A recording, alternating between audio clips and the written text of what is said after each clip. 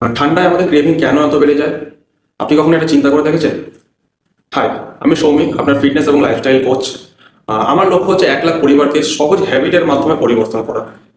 ঠান্ডায় আমাদের ক্রেভিং একটু বেড়ে যায় কেন? আমাদের শরীর একটু উষ্ণতা, একটু এনার্জি চায়, তাই মন ডাইরেক্ট কিন্তু মিষ্টি বা স্ন্যাক্সের দিকে চলে যায়।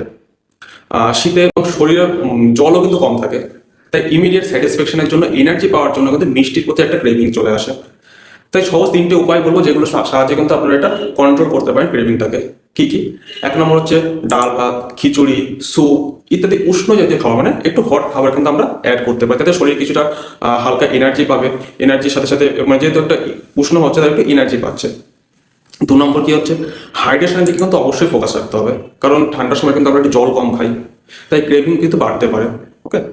3 নম্বর, মিষ্টির ক্রেভিং একটা পরিবর্তে আমরা সেখানে ধরুন বাদাম বা ফল এগুলো খেতে পারি।